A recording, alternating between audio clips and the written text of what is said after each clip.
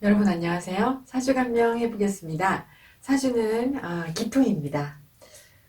이번에 사주간명은 왕세 강약을 이용해서 사주를 설명을 해보겠습니다. 먼저 이제 왕세 강약을 설명을 하겠습니다. 사주의 사주팔자에서 왕한 오행을 이제 왕한 것은 어떤 것이냐면 어떤 사주의 오행이 상생이 있고 또 근이 있을 때를 왕하다고 합니다.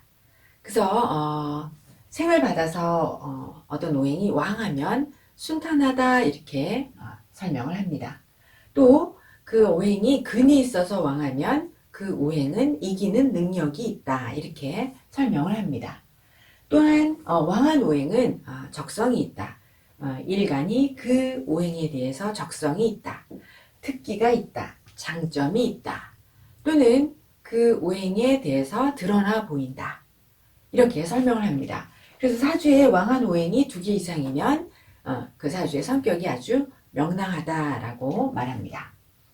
그럼 이제 왕의 쇠는 그 반대 개념인데요. 쇠는 어떤 오행이 상생이 없거나 근이 없을 때 쇠하다 이렇게 설명을 합니다.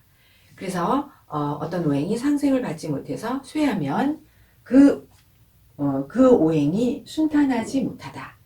어떤 오행이 근이 없으면 근이 없어서 쇠하면 그 오행은 지는 것이다. 이렇게 설명을 합니다. 그래서 쇠한 오행은 그 오행에 대해서 아쉬운 점이 있고 단점이 있습니다. 또한 그 오행에 대해서 감추는 것이 있고 이루지 못한 꿈이 있는 것이죠. 그래서 사주팔자에서 쇠한 오행이 2개 이상이면 우리는 동정 유발형이다 이렇게 설명을 합니다. 사주의 강을 설명하겠습니다. 사주의 강은 왕이 지나쳐서 타 육신을 상극하는 것을 강이라고 합니다. 대개는 이제 흉작용을 하고요. 예, 흉신이 강 역할을 또 많이 합니다. 그래서 뭐 수극화이거나 금극목이 되면 이제 강 역할을 많이 합니다. 오행으로는요. 그다음에 강한 오행은 굳세고 또 양보가 없습니다.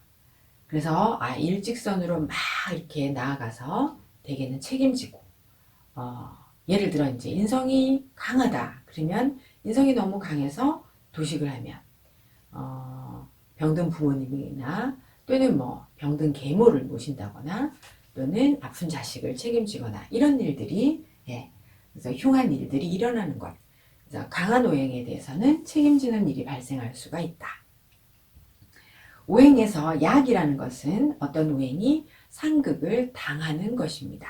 타 육신으로부터 타 오행으로부터 상극을 당한 것을 약이라고 합니다. 그럼 이 약한 오행은 실패한 적이 있다. 또는 좌절을 겪었다 이렇게 설명을 합니다. 그리고 또한 이 약한 오행에 대해서는 저돌적이고 악착을 떤다 이렇게도 말하죠.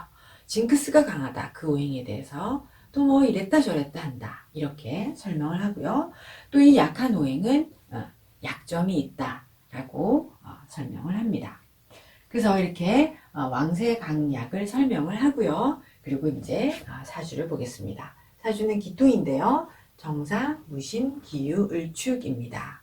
그리고 육대운이고 순행입니다. 이 사주는 여러분 이렇게 이제 기토가 신월에 태어나서 이렇게 신유, 방합도 있고요. 또 사유, 축해서 삼합으로 금이 강합니다, 여러분. 그러면 이 사주의 약한 오행은 을목의 을목편관입니다.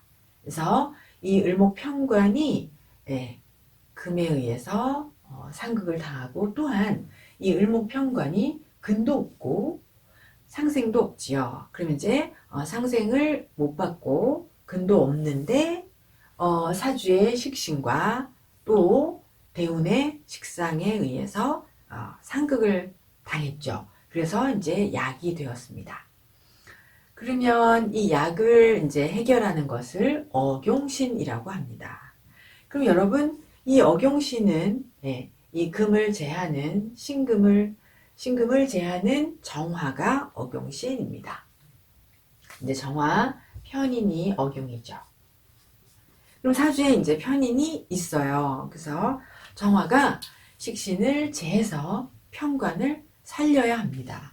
그래서 이제 편인이 식신을 제해서 편관을 살립니다. 편관을 살려야 합니다. 그러면 이것을 통변하면은 이제 편관이라는 게 자기의 직업이잖아요. 그러면 직업을 구하기 위해서 식신을 제한다라는 것은 식신을 포기해야 한다는 거죠. 식신을 버려야 한다 이렇게 설명할 수 있습니다. 그러면은 이 사주에서는 식신이 일지로는 배우자궁이죠. 그래서 이제 묘하게도 이 사주에 배우자를 포기해야 하고 또 육신으로 식신은 자식이잖아요. 그러니까 정화가 식신을 제해서 편관 을목을 살린다라는 것을 통변을 하면 직업을 구하기 위해서 직업 경쟁에 이기기 위하여 식신, 배우자 궁에 있는 이 남편과 자식을 포기해야 한다. 이렇게 설명을 합니다. 그래서 이 사주는 어경신 정화가 있어서 식신을 제하고 편관을 살려서 직업 경쟁에서 이길 수 있습니다. 그러니까 자기의 직업을 구할 수 있다라는 것이죠. 그 대신 이제 식신을 제해야 하니까 남편을 포기하고 자식을 포기해야 합니다. 그래서 이제 여기에 설명을 이제 바로 말씀드리면 이분은 이혼하였고 아이가 하나 있는데 아이를 자기의 부모님께 맡겨서 키우고 있습니다. 그리고 이분은 대학의 계약직 교수입니다. 또 이 사주에 이제 쇠가 있습니다. 이 사주의 쇠는 을목도 편관입니다. 그래서 편관이 근이 없어요. 근이 없고 또 상생도 없죠. 그래서 매우 쇠합니다. 그래서 근이 없다는 것은 이 을목이 대항력이 없는 것이고 상생이 없다는 것은 준비력이 부족하다 이렇게 설명을 합니다. 그러면 이 쇠를 해결하는 것은 이 쇠를 상생해 줘야 되거든요. 그럼 이 쇠를 해결하는 것을 우리는 부용신이라고 합니다. 그래서 부용신이 있어서 상생을 하면 그것은 부용신이라는 건 항상 화목한 가정, 화목한 부부관계 또는 가정의 안정 이렇게 설명을 하거든요. 그래서 부용신이 있는 사람들은 되게 가정을 중시하게 돼요. 그래서 가정의 화목이나 뭐 이렇게 안정적인 가정을 되게 중시하는데 이 사주는 부용신인 수 재성이 없습니다. 그러니까 재성이 없기 때문에 이분이 안정되고 화목한 가정을 이루기가 어려운 거죠. 네, 그래서 이제 화목한 부부관계랄지 화목한 가정을 이루기는 어렵습니다. 그럼 이제 사주에서는 수가 없는데 대운에서 이제 임자 대운에 수 재성이 왔어요. 그런데 이 사주는 이제 무토가 있어서 이 임수 재성을 쟁제하잖아요. 그럼 이제 이때 역작용으로 가정이 파괴됩니다. 그래서 이제 이때 이혼하시게 된 것입니다. 그래서 여러분 사주에서 약과 쇠라는 오행이 하나의 육신, 하나의 오행일 수도 있고 서로 다른 두 개로 나뉠 수도 있어요. 그래서 어떨 경우에는 어경신은 있고 부용신이 없으면 이제 어경신이 있다는 건 자기가 직업을 구하고 직업 경쟁에서 이긴다는 뜻이잖아요. 그럼 자기의 직업은 있는 것이거든요. 근데 부용신이 없으면 안정된 가정, 화목한 가족관계를 이루기 어려우니까 부용신이 없는 분들은 이제 결혼을 하지 말아야 한다. 하지 않고 대개는 미혼이 많습니다. 안정된 가정을 갖기 어렵거든요. 근데 이제 이 사주는 부용신이 없는데 이제 결혼을 하신 거죠. 왜 결혼을 했느냐?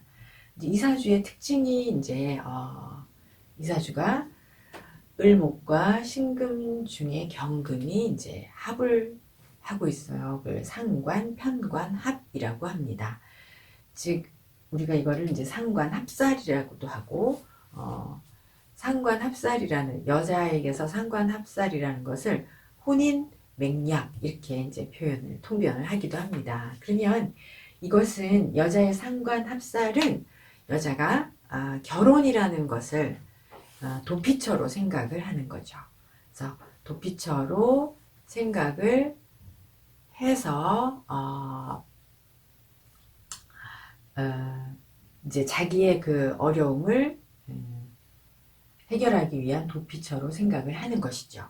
그래서 이분이 상관편관으로 이제 결혼을 했다가 신금이 딱 오면, 신금이 이렇게 나타나면 정화가 딱 상극을 합니다. 그래서 정화의 어경신이 살아나요. 살아나서 신금을 상극을 하죠. 그러면 을목이 이렇게 살아납니다. 신해대운에 그런 일이 일어납니다. 그리고 이제 재성운이 들어오면서 을목을 상승을 하게 되는 거죠. 그러면 이제 이 사주가 처음에는 상관합살로 결혼을 했다가 생각이 바뀌게 되는 것이죠. 생각이 바뀌어서 이제 결혼을 깨는 것입니다. 결혼을 깨고 아이를 스스로 기르지 않고 부모님께 맡기고 이제 남편과 이혼을 하게 되는 거죠. 이분은 이제 계약직 대학에 이제 임용이 되고 바로 이혼을 하게 되었어요. 그래서 이분 자체는 되게 꿈도 크고 거창한 계획을 갖고 있습니다. 그래서 이제 상관편관이라는 이 결혼은 여자 사주가 상관편관으로 구성되면 그 편관이라는 어려움을 해결하기 위해서 상관으로 합사를 하여 목적을 가지고 결혼을 하는 거죠. 근데 본인들은 그렇게 말하지 않는 것 같아요. 되게 편관이라는 어려움을 해결하기 위해서 경제적인 문제 또는 뭐 직업 문제, 자기가 처한 환경을 탈출하기 위해서 결혼을 통해서 이제 그 어려움을 해결하고자 하는 것이죠. 근데 이제 그 상황이 해결이 되면 이제 뭐 직업적인 능력이 생기거나 경제 능력이 생기면 더 이상 그 상관합사를 유지하지 않습니다. 그런데 이제 이 상관합살로 결혼을 하고도 계속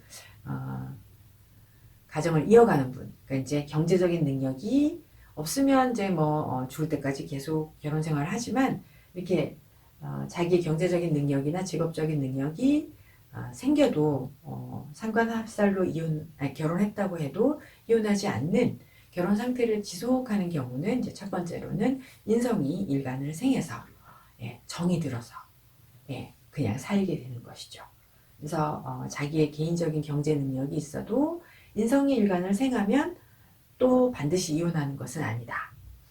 두 번째로는 이제 상관합살로 결혼 생활을 이렇게 지속을 하는데 식상이 생기잖아요. 그래서 일간이 식상을 잘 생화하면, 일간이 자기 자식을 잘 생화하면 자식을 또 키우느라 상관합살 상태의 결혼 생활을 유지를 하게 됩니다. 그런데 이제 이 사주는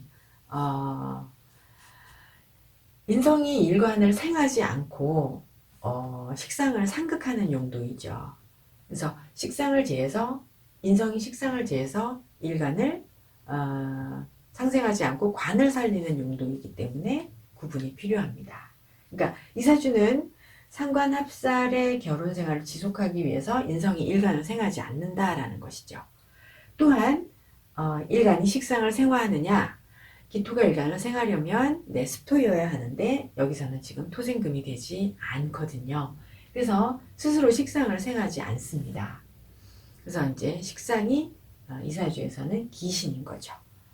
그래서 이 통변은 이제 식상이라는 것이 자기 앞길을 막는 걸림돌이 되는 것이지, 일간이 식상을 생해서 식상을 잘 보살피려는 마인드가 없다. 그래서 이제 이 사주는 편관으로 상관합살이 깨지게 되었다. 이렇게 두 가지로 설명을 해보았습니다. 네, 여러분 감사합니다.